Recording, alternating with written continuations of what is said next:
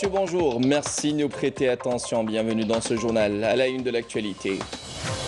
Une quatrième cargaison d'aide humanitaire composée de 29 tonnes de denrées alimentaires a été expédiée aujourd'hui à bord d'un avion cargo militaire relevant des forces aériennes algériennes vers l'aéroport de Bamako au Mali.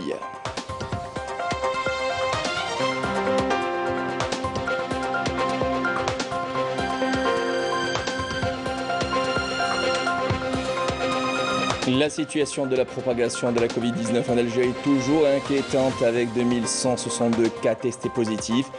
Les structures hospitalières à pied d'œuvre pour accueillir le nombre croissant de patients et certains patients font recours à la médecine alternative. Reportage dans cette édition.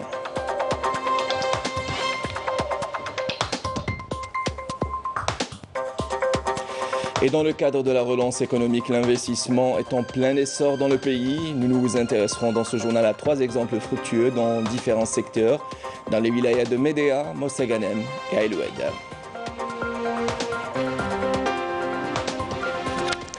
Voilà pour les titres, bienvenue à vous tous. Dans le cadre des opérations d'acheminement des aides humanitaires vers le Mali, une quatrième cargaison a été expédiée aujourd'hui depuis la base aérienne de Boufarik vers l'aéroport de Bamako au Mali. Dans un avion cargo militaire, il s'agit de 29 tonnes de diverses denrées alimentaires. Au total, 108 tonnes de denrées alimentaires et 400 000 doses de vaccins ont été acheminées vers le Mali à ce jour. Les opérations réaffirment encore une fois l'accompagnement de l'Armée nationale populaire de toutes les initiatives humanitaires et son engagement dans l'accomplissement de ce genre de mission noble. Par ailleurs, ces dons de l'Algérie pour le peuple malien traduisent la volonté de l'Algérie de renforcer les liens d'amitié entre les deux peuples et réaffirment son soutien constant aux pays frères et amis.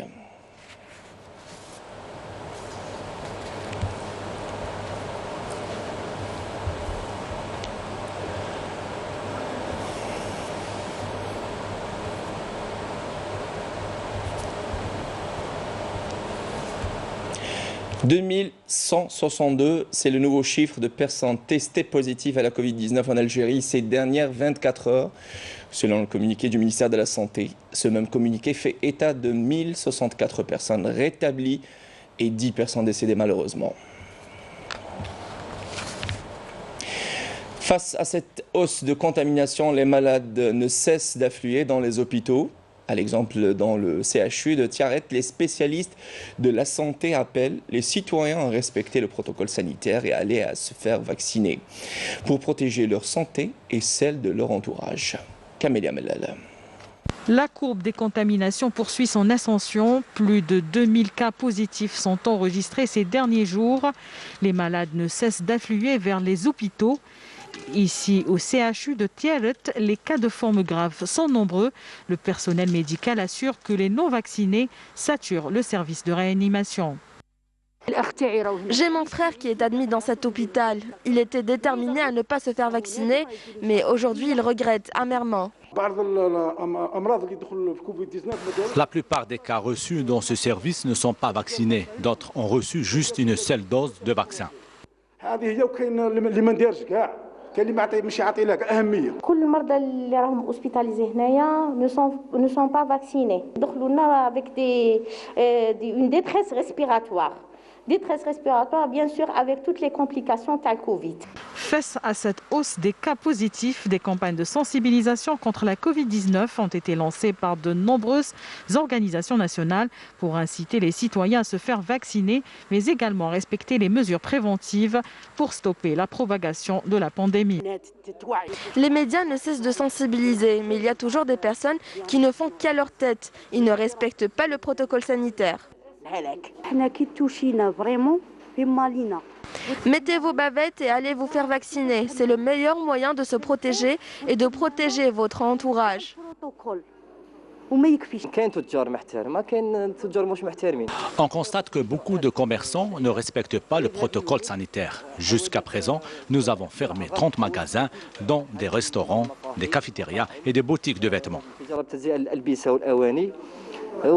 Avec la nouvelle vague de Covid-19, les autorités locales appellent les commerçants à être vigilants et à respecter les règles d'hygiène et de distanciation sociale, des mesures à même d'endiguer la propagation du virus et ses variants. La phytothérapie ou se soigner par le pouvoir naturel des plantes, c'est un choix que beaucoup ont adopté pour essayer de lutter contre le coronavirus. Un remède alternatif inscrit pour certains dans la tradition, mais aussi comme une philosophie de vie. La phytothérapie est-elle efficace et suffisante dans ce cas de figure? Élément de réponse avec Semera Hadjamar. Face à la pandémie du Covid-19, les Algériens en quête de mixtures efficaces ont recours à la médecine douce ou la phytothérapie pour ses bienfaits sur la santé. Est-elle aussi efficace contre ce virus et que recherchent ses adeptes? Ce qui est le plus demandé, ce sont les huiles essentielles de camphre, de clous de girofle et l'eucalyptus, utilisées essentiellement en inhalation. En inhalation, en tisane ou encore en baume, il est dit que certaines plantes sont des remèdes efficaces contre les inflammations ou pour calmer la toux. Nous avons pris l'habitude d'acheter ces produits, des plantes comme le clou de girofle, le thym, parce que c'est très efficace contre la grippe et les coups de froid. Surtout pour les enfants. Nous leur donnons en tisane à boire de jour comme de nuit. À la place du café, je prends aujourd'hui une tisane. Les bienfaits de la médecine traditionnelle ne sont plus approuvés. Les médecins mettent néanmoins en garde contre les risques de surdosage ou de mélange toxique et rappellent que rien ne peut remplacer une consultation chez le médecin. Voilà, c'est le cas de le dire.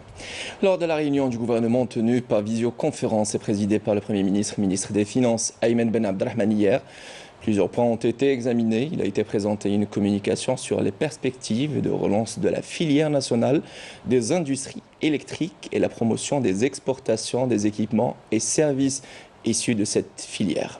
Les sociétés algériennes ont des opportunités prometteuses dans le marché africain, notamment le Sénégal. Le groupe Gyps Électrique de Mostaganem en est un bon exemple. L'entreprise a lancé une opération d'exportation de câbles électriques pour une valeur de 4 millions d'euros. Yamina Saïdji. Avec une capacité de production annuelle estimée à plus de 70 000 tonnes, le groupe industriel Gyps Électrique de Mostaganem a réussi à s'imposer sur les marchés africains. Cette opération d'exportation de câbles électriques d'une valeur de 4 millions d'euros vers le Sénégal en est la parfaite illustration. Cette année, nous avons exporté une première cargaison de 70 tonnes de câbles électriques pour le Sénégal. Une cargaison estimée à 4 millions d'euros. Nous considérons que c'est une étape, un pas qu'on est en train de poser, mais un pas qui va suivre d'autres pas et faire en sorte qu'on renforce davantage les relations de coopération économique et commerciale entre l'Algérie et le Sénégal. Cette opération entre dans le cadre des orientations du président de la République concernant la levée des restrictions qui bloquaient les investissements et la promotion du produit Made in Algeria, notamment dans le marché africain. Ce groupe industriel qui emploie aujourd'hui plus de 900 personnes est un exemple de réussite. Avec des produits de qualité, Gyps Électrique a su s'imposer sur le marché national et africain. Le Centre arabo-africain d'investissement et de développement a pour principale mission de promouvoir le produit algérien, notamment en Afrique. Nous avons participé à plusieurs foires et salons nationaux et internationaux. Nous avons constaté que les entreprises algériennes ont des opportunités prometteuses. Encourager les opérations d'exportation dans différents secteurs d'activité entre dans la stratégie de l'État qui vise à diversifier l'économie hors hydrocarbures et pénétrer ainsi de nouveaux marchés. Et une usine à Eloued a relevé le défi de produire des poteaux électriques 100% made in Algeria. En peu de temps, l'investissement a pu s'imposer sur le marché national grâce aux facilitations des pouvoirs publics, notamment en matière de réglementation. Les détails avec Semera Hadjamar. Unique en son genre dans toute la wilaya d'El-Oued, cette usine, implantée dans la zone industrielle de Oued El Alanda, on fabrique des poteaux électriques avec du ciment algérien. L'usine construite par Ammar Bakari est un véritable challenge au vu des obstacles qu'il a dû surmonter. Nous avons commencé la production en décembre 2021. Aujourd'hui, nous fonctionnons avec un taux de production de 30% de notre capacité. Notre investissement est le premier dans la région saharienne. Il y a d'autres investisseurs, mais notre usine reste la plus grande. Nous avons été confrontés à plusieurs contraintes, notamment le changement de la réglementation des projets. Mais ces 2 dernières années, la situation s'est améliorée.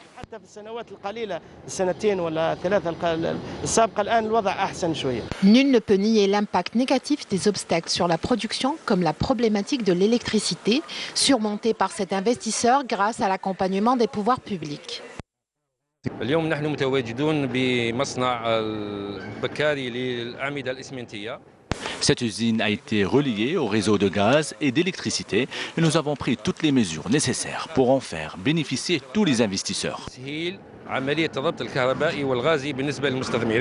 Octroyer les autorisations nécessaires aux nouveaux investisseurs de la wilaya d'El Oued, c'est encourager le développement de l'économie. La zone industrielle d'El Oued s'étend sur une superficie de 50 hectares, en plus d'une zone d'activité de 790 hectares. Dans le cadre de l'accompagnement des projets d'investissement, nous avons octroyé 13 autorisations d'exploitation temporaire. Grâce à cet accompagnement, les opérateurs économiques pourraient s'imposer sur le marché national et contribuer à la diversification de l'économie nationale, telle que préconisée par les spécialistes. Et on reste toujours avec Samira Hadjamar pour parler de cette nouvelle essor et dynamique économique dans la wilaya de Médéa. Depuis le début de l'année, plusieurs nouveaux projets ont été lancés. Une relance de l'investissement grâce aux facilitations offertes par les autorités locales.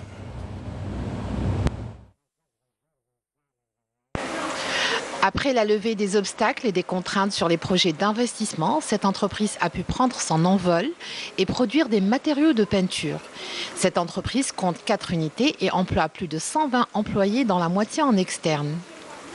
الشركه تاعنا هذه تاسست في 2019 احنا متخصصين في صناعه الادوات الصباغه دخلوا المصانع المعدنيه. Créée en 2019, notre entreprise est spécialisée dans la fabrication d'outils pour la peinture.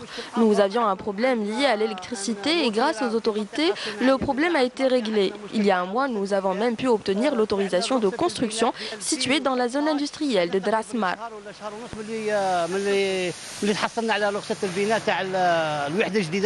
Autre investissement dans la wilaya de Médéa, cette clinique privée d'une capacité de 120 lits. Les travaux de réalisation de cette structure ont été lancés grâce aux facilitations accordées aux projets d'investissement.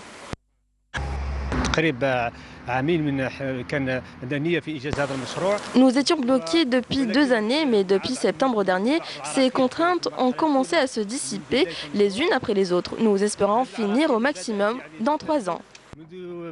في سبتمبر هذا او اكتوبر مده الانجاز يعني اقصى مده ممكن لا تتجاوز 3 سنوات.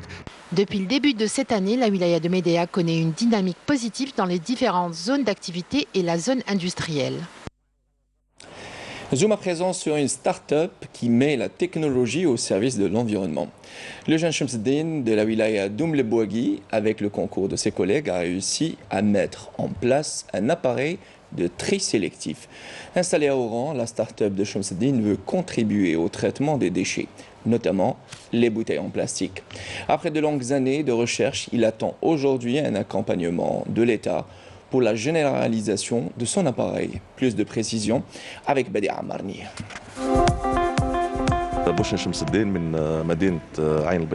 Je suis Shamseddine de la wilaya de Umbouaki. Nous sommes venus à Oran pour réaliser nos projets dans les technologies, surtout que l'État offre des facilitations aux jeunes.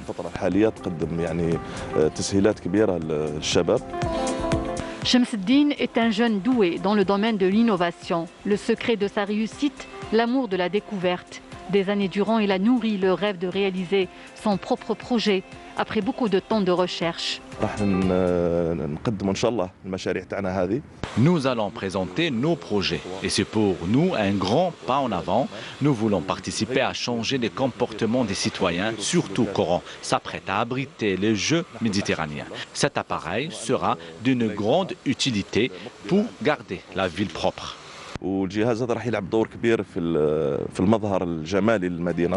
Grâce à des applications numériques et une technologie de pointe, ce jeune a réussi à mettre en place une machine de tri sélectif à travers un espace intelligent dédié à l'environnement. J'ai eu une idée de créer ce système doté des dernières technologies. Le citoyen, une fois consommé sa boisson, la jette dans cet appareil qui, à son tour, enregistre le code barre qu'il transmet à la banque de données. Le consommateur peut, s'il recourt à cette machine, obtenir des points qui lui permettront de bénéficier de cadeaux.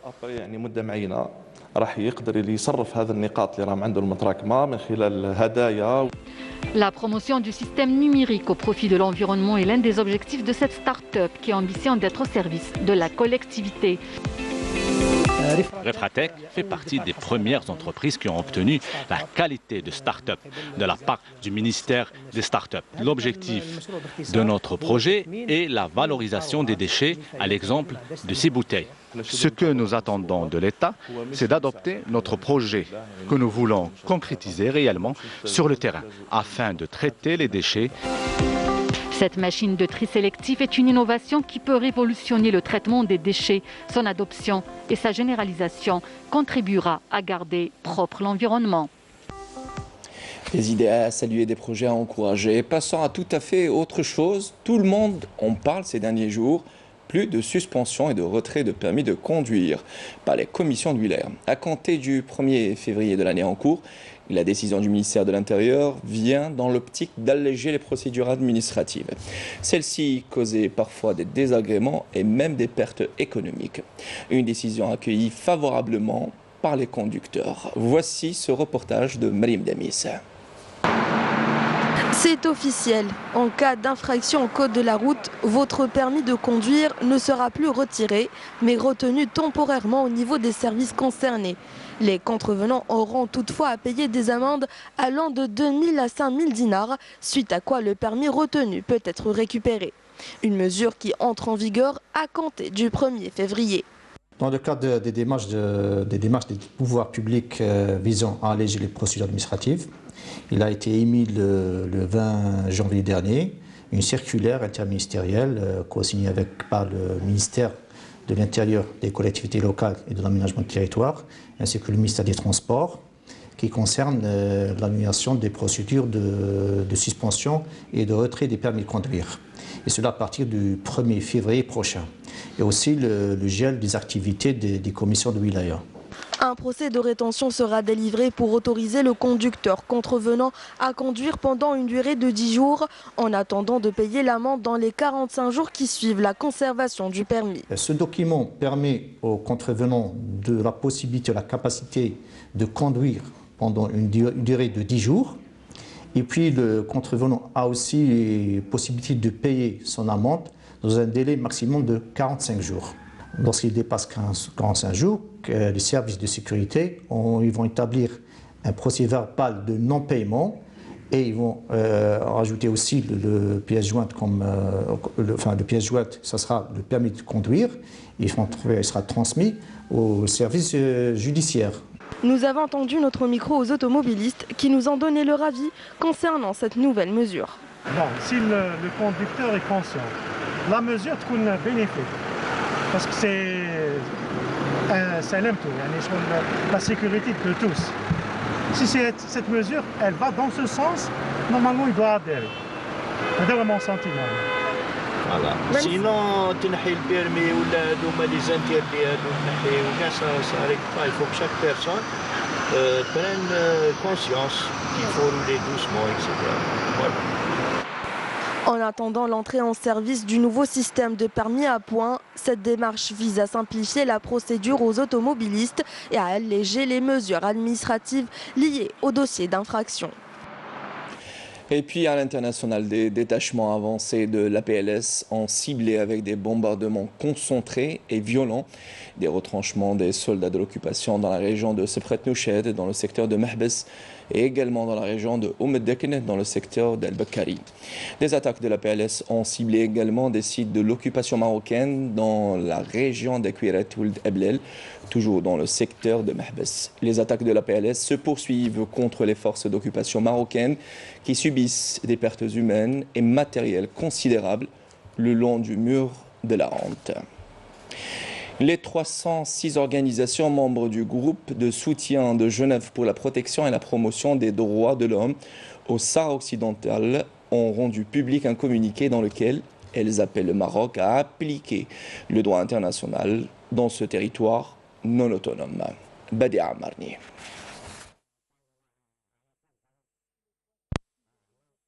Les 306 organisations membres du groupe de soutien de Genève pour la protection et la promotion des droits de l'homme au Sahara occidental ont appelé le Maroc à abandonner ses politiques coloniales et à appliquer le droit international dans ce territoire non autonome. Dans un communiqué rendu public, ces ONG ont exhorté les porteurs de la résolution sur le Sahara occidental au Conseil de sécurité des Nations Unies à inclure les dimensions des droits de l'homme et de l'état de droit dans le mandat de la MINURSO et à donner à l'envoyé personnel du secrétaire général des Nations Unies pour le Sahara occidental, Staffan de Mistura, les moyens de remplir son mandat et de laisser au peuple du Sahara occidental l'opportunité d'exprimer librement son droit à l'autodétermination et à l'indépendance. Le groupe a suivi avec beaucoup d'intérêt la première tournée dans la région de Staffan de Mistura. Ses membres ont regretté vivement que de Mistura n'ait pas visité le territoire non autonome occupé par le Maroc, qui est totalement bloqué à toute inspection indépendante depuis 2015, y compris du Haut Commissariat aux droits de l'homme. Dans ce contexte, les 306 ONG ont dénoncé la persistante position marocaine selon laquelle la seule solution possible au conflit est l'intégration du territoire non autonome au Maroc. Le communiqué conclut que le langage adopté ces dernières années par les rédacteurs des résolutions du Conseil de sécurité de l'ONU pour le renouvellement de la mission de la MINURSO soutient la position de l'occupant et laisse le peuple du Sahara occidental de côté, soumis à toutes sortes d'abus par les forces d'occupation du Royaume du Maroc. Et ces forces d'occupation marocaines ont lancé une attaque brutale contre un camp sahraoui dans la ville occupée de Boujdour, où des familles entières, dont des femmes enceintes et des enfants, ont été brutalisés. Marim Damis. À l'est de la ville de Boujdour, et plus précisément à l'Argueïb, les forces d'occupation marocaines ont attaqué brutalement un camp sahraoui.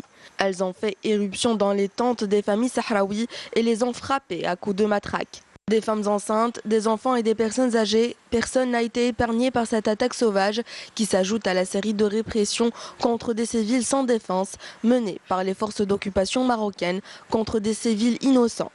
Face à cette répression marocaine, des ONG internationales ne cessent de tirer la sonnette d'alarme et d'alerter l'opinion publique internationale sur les crimes odieux commis par le régime expansionniste marocain au Sahara occidental occupé.